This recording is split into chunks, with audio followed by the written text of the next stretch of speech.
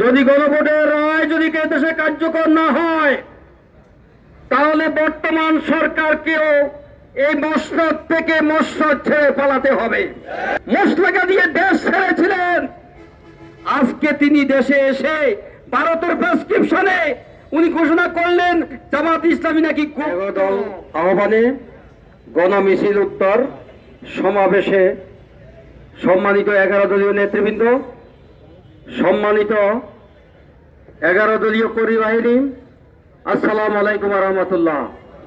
গণভোট 70% লোকের রায়ে যে গণভোট, বিএনপি সরকার ক্ষমতায় বসে সেই গণভোটকে অস্বীকার করেছে। আমরা স্পষ্টভাবে জানিয়ে দিতে চাই, যদি গণভোটের রায় যদি দেশে কার্যকর না হয় তাহলে বর্তমান সরকারকেও এই মসনদ থেকে মসনদ ছেড়ে পালাতে হবে।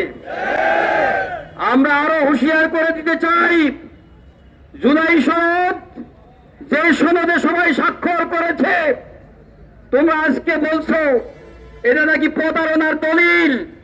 যদি এটাই হয়ে থাকে এই বেঈমানদের টাকা বাংলাদেশে হবে না, হবে না, হবে না। কারণ এই জাতির সাথে যারাই বেঈমানি করেছে বাংলাদেশে তাদের স্থান হয় নাই, জায়গা হয় নাই, তোমারও জায়গা বাংলাদেশে হবে না।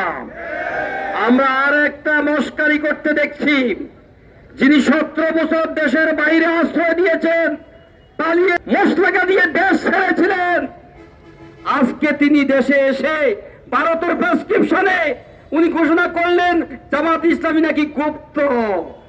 আমি জিজ্ঞাসা করি, গুপ্ত কি বাংলাদেশে না লন্ডনে? গুপ্ত কি বাংলাদেশে না লন্ডনে? গুপ্ত কি বাংলাদেশে না শিলংয়ে? গুপ্ত কি বাংলাদেশে না শিলংয়ে? লন্ডনের প্রেসক্রিপশনে বাংলাদেশ চলবে না, শিলংয়ের প্রেসক্রিপশনে বাংলাদেশ চলবে না। বাংলাদেশ চলবে 70% গণভোটের রায়ের প্রেক্ষিতে। যদি তোমরা তা অস্বীকার করো তাহলে ভারতে তো আমাদের শেখ হাসিনার জায়গা হয়েছে, তোমাদের জায়গা হবে বঙ্গোপসাগরে। সুতরাং সময় থাকতে জুলাই সনদ বাস্তবায়ন করো, সময় থাকতে গণভোটের রায় বাস্তবায়ন করো, আর না হয় বাংলাদেশ ছাড়ার পরিকল্পনা করো।